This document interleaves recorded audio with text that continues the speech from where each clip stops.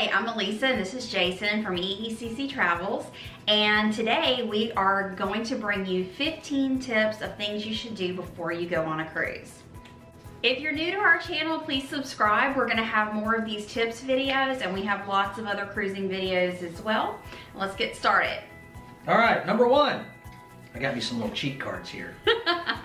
Complete online check-in. Choose your boarding time. Print and read all of your cruise documents first and foremost. This is important, especially if you want to board the ship early, because Carnival has set times that you're going to be able to board the ship. So the earlier that you do your online check-in, the earlier you can choose the time slot you want. We like to board between 12 and 12:30.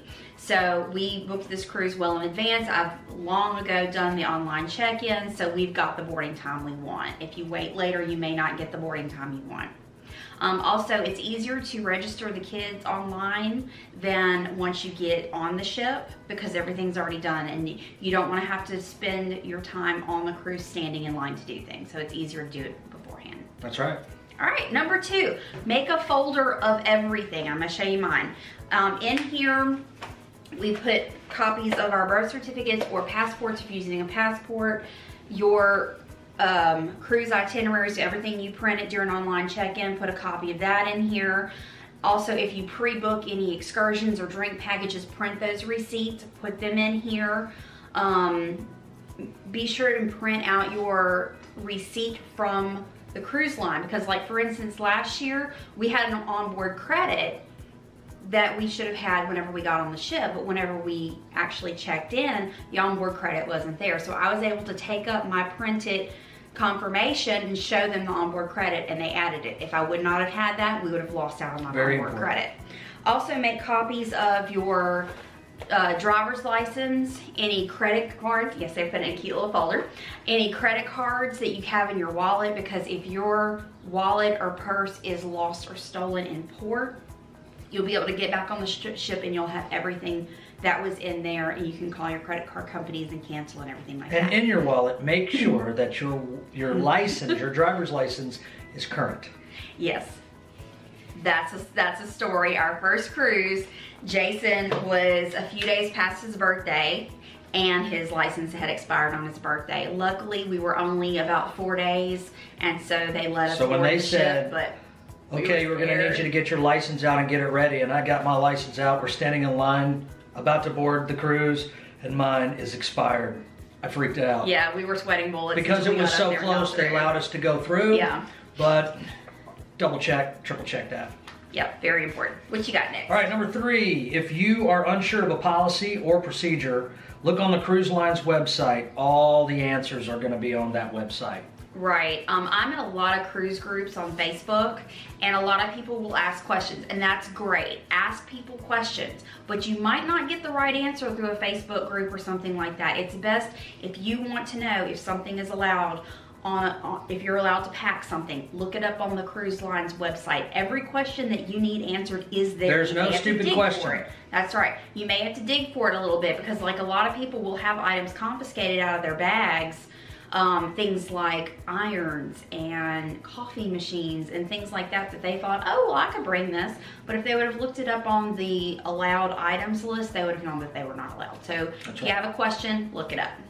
So number four, attach a luggage tag to the outside of your bag if you're checking bags, and also put one on the inside. So if that tag gets pulled off, the porters can open your bag, find that tag, and know where to deliver your luggage to, so your luggage doesn't get lost.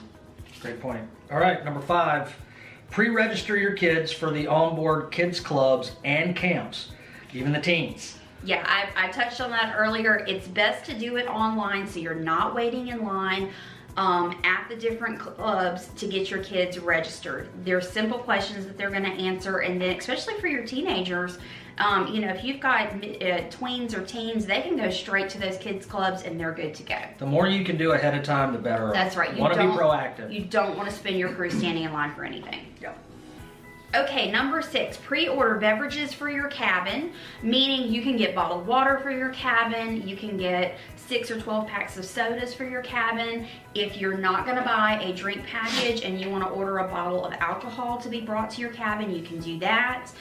It's best to pre-order these because they're gonna be a little bit less expensive pre-ordering than whenever you get them on the ship. And then also your stewards know, hey, these items need to be delivered to the rooms and you're gonna get them quicker. On the drink packages, if you do get a drink package, it is definitely cheaper to pre-order. It's $2 or $3 a day more expensive if you buy it on the ship. So if you're gonna get that drink package, save you a few bucks and order it ahead of time. Indeed. Okay, number 7. Once you have gathered everything to pack, rethink the amount of clothes and shoes and remove some. Don't overpack. That is so true. We speak from experience, y'all. Our first cruise. You tend to overdo it. Everybody tends to overthink it on the first cruise. So we're here to help you not overthink it. Yes. You do not need 2 or 3 outfits a day. No. You do not need multiple pairs of shoes. You need a good pair of walking shoes. Especially if you spend a whole lot of time, if you're a pool person, you like to lay by the pool all the time. Yeah. Bring some swim trunks and, you know, you don't need a whole lot. Some t-shirts, some swim trunks. You need, you know, some formal clothes, minimal. Think minimal. Don't bring fancy outfits for each day and casual outfits for each day and poolside outfits for each day. It's too much. When you know they have a washing machine, they have a dryer. If you want to do that, absolutely you can. Ironing boards, they got all that, yep. You know? Yep, so don't overpack. That's a big, big tip. Yeah, bring you some Tide Pods too. Just don't eat them. Oh gosh. Okay, pack, even if you're gonna check all of your luggage, that's fine. But pack 1 carry-on with your swimsuits, 1 change of clothes per person, and any medications that you need. Because it might be late in the evening before your check bags are delivered to your room. And I promise you, the kids especially are gonna wanna get in that swimming pool or hit those water slides. So you're gonna have unhappy kids if they don't have a swimsuit. That's right. Get all the things that you're going to be comfortable in for the first several hours because you want to start your vacation off on a good note and have everything you need to be comfortable. So, all right, number 9, plan your travel so you arrive in plenty of time. That's super important. You don't want to cut it down to the, you know, because it takes the joy out of your vacation. If flying arrived the day before, the ship will leave you if you're not there. That is so true. We have always driven to port. We've always cruised out of New Orleans and Galveston, which are in driving distance. The ship leaves at 4 in the afternoon. We leave our house at 6 o'clock in the morning. We want to make sure we are at port in more than enough time that we can check in, you know, that we're there by noon to check in so we can sit back, relax, and enjoy our vacation and not worry about that. We've never flown to port, but I have definitely been told you don't want to fly in the morning of, because if there's a flight delay and we've missed planes before, not for cruising but for other trips, we have missed planes. No, the reality not for the fact of ourselves, but because there was a malfunction or something with the plane, it had to be refueled or whatever. Reality doesn't stop because you go on vacation. That's right. And if you miss your cruise, unfortunately, that ship's gonna sail away without you. So make sure you're there in time. The day before, always, if you're flying. Number 10, consider travel insurance. We have cruised with and without travel insurance. I will tell you there is a greater peace of mind if you have that travel insurance. You can buy it through the cruise lines or you can buy it through a third party.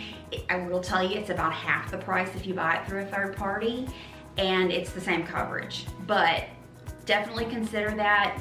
I know there was a lot of hubbub about the hurricanes this past year and cruises being canceled. If you have that travel insurance, your cruise is going to be refunded.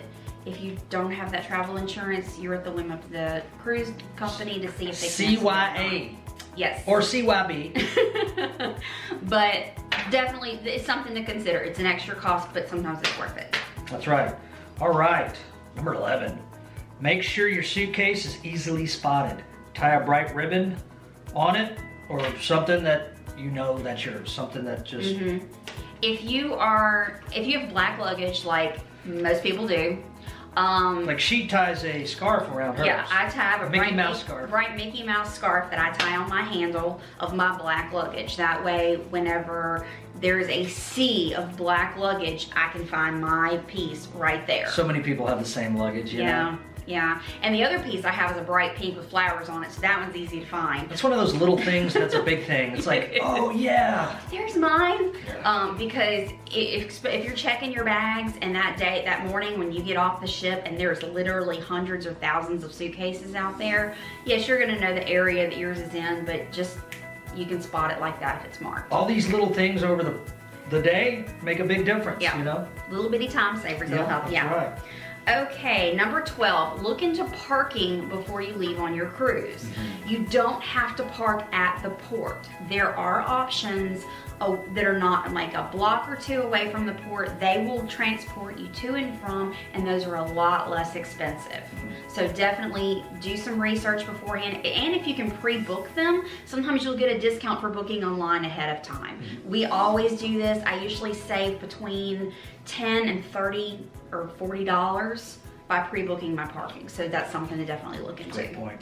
All right, 13, make your bank and credit cards aware that you are leaving the country so that you don't, because this has happened to us before. Yeah, you don't want to get in Mexico and find this awesome thing that you want to buy and you hand over your credit card and it's declined. Because not that you don't have funds, but because it's a suspicious purchase. And the credit card companies will flag think that those. Your card's been compromised, and they will. And then you have to stop your vacation, call the credit card company, use international calling fees to call the credit card company to get it all straightened out. And thank goodness the banks are awesome enough to do that. At least our bank was, and we appreciate that. But we did learn, always contact them ahead of time. You should be good. Okay, number 14, find the Facebook group of your cruise and join it. We always do this. Okay, for instance, our cruise that we're about to go on has probably 4,000 people on board. There's only about 250 in the cruise group on Facebook, but there's great interaction with those people. Somebody always posts a really cute countdown every single day, so you see that pop up in your Facebook feed, and it's like, yay, makes I've only got this many more days. Keeps you excited. Yeah, and also the Facebook groups will do meet and greets if you're into that kind of thing. We never do the meet and greets, I just like being in the group. But they do meet and greets, they do slot pools in the casino, they'll do what they call cabin crawls, where you'll go and see all the different types of cabins on the ship. That's kind of interesting. So it's just fun, it's something to get you excited for your those groups add a little glitter to your vacation, make it a little exciting. Yeah, and you can make friends, before the cruise, and then you can meet these people and you've got friends on the ship before you even know them. You got a friend in me. It's also good to bounce. You got a friend in me. It's a good. wasn't done. Oh, I'm sorry. Right, Finish singing. Okay, but it's fun to bounce excursion ideas off of people too, because if you're going to a port you've never been to and you say, hey, what about this? Has anyone ever done this before? And somebody might be able to say, oh yeah, I have. I loved it, or I did and I hated it. So that's a good thing as well. Last one. Get familiar with your ship. Shipmate has an app, and it has deck plans on it and ship tours, and everything that you need to know is on that app called Shipmate, and we use it, and it has been very effective. And Lisa can elaborate on that. I'll tell you, as soon as I book a cruise, I log it onto my Shipmate app and I start studying those deck plans. So when I walk onto that ship, I know where everything is. I know where the Lido deck is on deck 9 or 10 or 11 or wherever it is. I know where the theater is. I know where, my favorite spots are before I ever step foot on that ship. Which we've cruised Carnival so many times that all the ships basically have the same layout, so we pretty much already know automatically what the ship layout is. But for those who haven't, super important, because it takes a day and a half or so. Oh yeah, these ships are huge. To learn them if you've never been on them before. So yeah, just get familiar with it. Shipmate. And also look for ship tours on YouTube. That's something we enjoy doing. We actually have made a ship tour for the cruises that we've gone on the last couple of years. And that's helped people tremendously. Yeah. We've gotten comments after comments. I mean, those tours do well. Yeah, I try and be very informative. And my videos are going to run long. They're not going to be a 5-minute ship tour because you cannot see that ship in 5 minutes. She gets to do it. But I show everything. So my ship tours are going to be between 30 and 40 minutes. But I'm going to be detailed and show everything. So find those good ship tours. Use the Shipmate app and get familiar with your ship before you're on it. Yes. Absolutely. All right, so that's our 15 items of things you should do before you cruise. I hope they've been Most of all, have helpful for fun, you. everybody. Absolutely. Also, if you would like our 101 cruising tips, there is going to be a link in the description. Just put your email, follow the link, put your email address in, and this will be sent to your email. 101 tips. That's a whole lot of tips. It is. Now we're going to be taking these tips and breaking them up in these videos into categories. So we've got other categories like extras to pack, ports and shore excursions, tipping, gratuities, shopping. So stay tuned for those. Also, as they come up, I will link them down in the description. So if you've liked this video, please give it a thumbs up. If you're new to our channel, please subscribe because there's lots more cruise videos to come. Make sure to subscribe. And thank y'all for watching. Yep. See you next time. Happy cruising!